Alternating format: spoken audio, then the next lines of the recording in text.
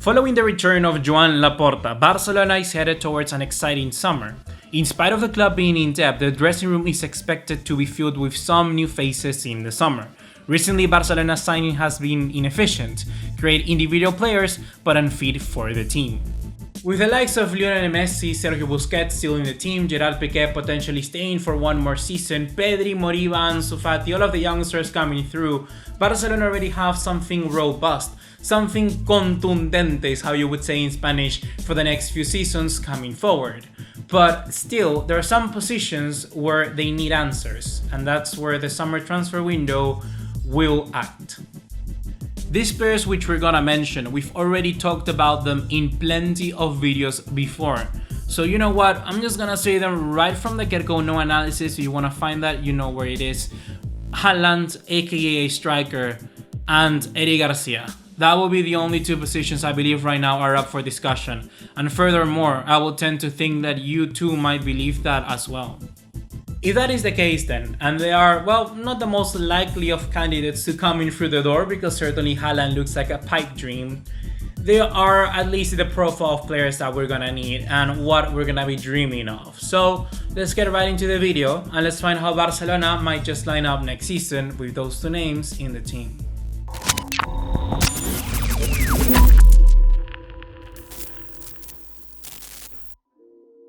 What's going on, guys? ¿Cómo están? BugaLuis here and welcome back to another video of Unfiltered here on the channel, and today we're going to be doing analysis into the discussion for Barcelona's lineup next season. So just from the get-go, I want to get the rules in place because there's a lot of limitations and a lot of margins that you need to be educated about for understanding the purposes of this video. The transfer targets include Erling Braut Haaland and Eric Garcia, whilst Sergio Agüero, Memphis Depay and David Alaba are also in contention for a place in the squad next season.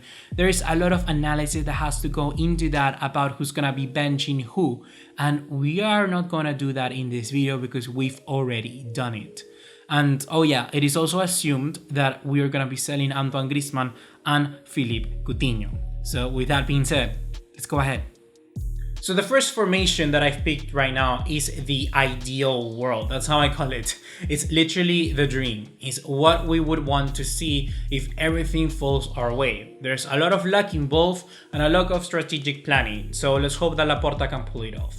Ronald Koeman's free at the back system is working wonders so far for Barcelona, and yeah, they're playing excellent, fluid football, creating plenty of chances while maintaining a compact defense.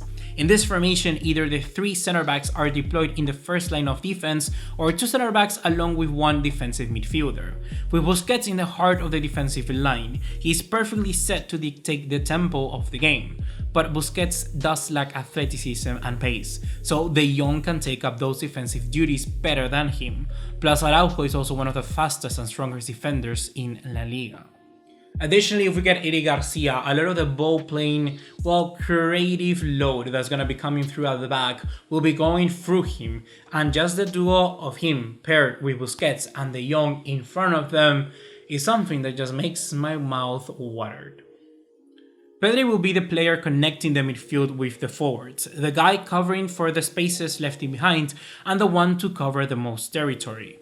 De Jong can operate like he does normally, behind Busquets at times and constantly recovering balls and making runs the Spaniards just simply doesn't. Busquets, that we mentioned already, will be the soul of the team, keeping the momentum going and acting as a halfback like he did under Pep Guardiola, which allows him to drop much deeper than his usual central defensive midfielder role. With only two center backs behind him, like it has always been, there is still going to be some sort of defensive deficiency in that area of the field. That is the one problem with this formation, because it is literally going to be sort of like a repeat of before. Busquets is gonna be sort of anticipating that he will be covering in the center back position, and I'm not quite sure that De Jong alone will be able to just cover for that, because Busquets just simply doesn't move, and so it's too much work for just one guy. But yet again, the thing that actually makes this work is the striking duo of Ansu Fati and Erling Haaland that is just simply illegal if you take into account that Messi is playing behind them as well. Before Fati's injury, the Spanish star boy was having the breakout season of a lifetime, Fati is intelligent as he is efficient. He's a splendid dribbler and an excellent shooter of the ball. While he's a left winger by nature right now, and he's utilizing that left flank as a way of sort of interpreting the space so that he's better accommodated for when attacking, his goal instincts, his finishing above all, will make him a great striker, especially one that will be able to be supported by Erling Braut Haaland. And even if that may not be the case, if perhaps he will have to be benched, he doesn't play that many games because of his injuries so far as we've seen, Ousmane Dembele could slide right into that formation as well, providing pace like the team so desperately needed before and helping to open teams up like he has all throughout this entire season. It literally fixes so many problems. The possibility of having the other players in the bench like Agüero and Memphis Depay or just Martin Braithwaite or Antoine Griezmann, I don't know, if you are not able to sell him, it would just make it still for a good formation that works overall.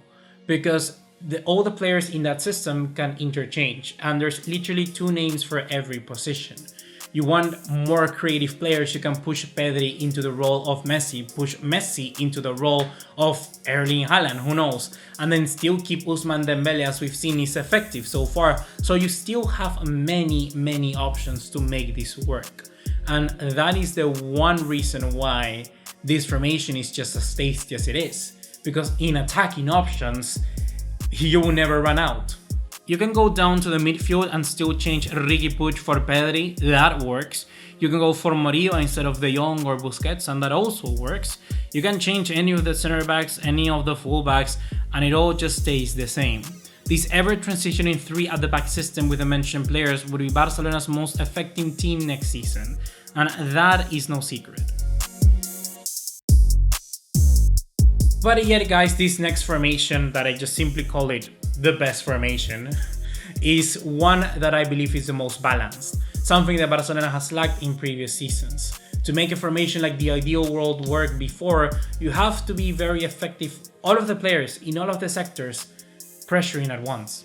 And that is something that Koeman has yet to accomplish so far in the team, so who knows if he's going to be able to achieve that in his second one. This formation is a rendition of the previous formation, but with Oscar Mingueza, who has a fantastic debut season instead of Busquets. With Mingueza replacing Busquets on the team sheet, Pedri occupies the vacancy in the midfield next to De Jong, and Mingueza joins Eric Garcia and Araujo to make a defensive line of 3 centre-backs, as opposed to having 1 DM and 2 centre-backs. This formation gives Barcelona a lot of defensive stability. Pedri remains the more attack-oriented midfielder, but the addition of Mingueza is a fortification to the overall defense. It allows the Spaniard to venture into the attacking third and allows him to play his lethal through balls even closer to goal, and not have him worrying that much about the defensive duties that he would need to carry on. I feel this formation also unlocks De Jong, or perhaps not unlock him but transfer him back to the box-to-box version that we saw, the one that just simply scored that many goals. Since De Jong is that high up, a lot of the creation from the back will have to originate from Eric Garcia, who is a good ball-playing center half, but he still is not as good as Sergio Busquets. Eric Garcia would certainly be the weakest link of this side, because he's not as defensively sound as his partners. But yet again, similarly what I mentioned before with Busquets, I feel that alongside Araujo and now this time around Mingueza, we will have a back 3 that will be solid, that will be creative and mobile. The attack works very similarly to the one we previously mentioned, so there's not that much to comment on. And now I just want to move into the final formation. And this formation is called Koeman's favorite, because if he has the possibility to return to a 4-2-3-1, te apuesto que lo va a hacer. The 4-2-3-1 is the embodiment of fluid football. The number 10 is given creative freedom and is delegated with the responsibility of playmaking and distributing the ball. Messi's vision is top-notch, and deploying Messi in a formation with wingers on either side of him and a striker in front would be fatal for the opponents. Unlike the previous 2 formations, this one also includes Ousmane Dembele. The Frenchman is rapid and an excellent dribbler. He can occupy the defenders and create space for Messi and Haaland. Pedri and Depay can both play either Ansu Fati's or Messi's position effectively, and once again, Agüero would slot in perfectly as a central striker, while someone like Mingueza can replace either Eric Garcia or Araujo at the back. In spite of all the great benefits, the formation also has its limitations. Defensive instability, to be certain. It is an arduous task to defend counterattacks in a 4-2-3-1. Since there is not a single pivot, the midfield line is relatively higher, and a so fast footballer can exploit these half spaces between the double pivot and the defensive line with ease. The reason why this formation failed so much in Koeman's early tenure was that it's tough to maintain possession, and with efficient marking from the opponent, then the midfielders can cut off the ball supply to their number 10 very easily. Possession increases the probability of winning the game, not for all the teams, but for Barcelona it surely does. So even though the 4-2-3-1 as its ideal best works like a charm, so for teams like Bayern Munich for instance, it has its issues and it's extremely inconsistent as you need to have full pressure from the entire system. Similarly to what we mentioned from the ideal world, where the 4-3-3 is something that is far too unrealistic for the representation and the status of Barcelona players right now.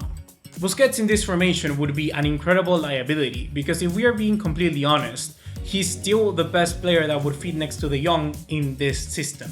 And that just tells you that we are not prepared to play this, because there is not a single midfielder right now in the team that could occupy the position next to the Dutchman.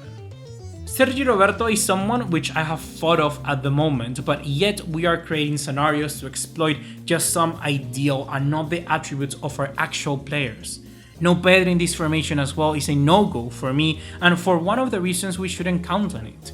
Furthermore, I don't feel Dest and Jordi Alba would be as prepared technically and mentally to affront the challenges like this. Barcelona's benefit comes from the free-flowing football that they create, which is something we would see plenty of in this formation, but likewise it won't be the most effective unless somehow pressure is reinstated into this side. Messi is already Barcelona's luxury player, we don't need two of them in Busquets as well. While individual ability is paramount, it can never be a complete substitute for formation and tactics. It is also imperative for a manager to be flexible with their tactics. Having a football philosophy is not equivalent to being stubborn and refusing to change things up when it clearly is not working. So it is extremely likely that Barcelona's formation will vary throughout the season. That's gonna be everything for right now, guys. Hope you have enjoyed. Be sure to let me know in the comment box down below what you think about this video and did you learn anything new. If you did, consider subscribing to the channel and I'll see you in the next one. Take care. Ciao, ciao.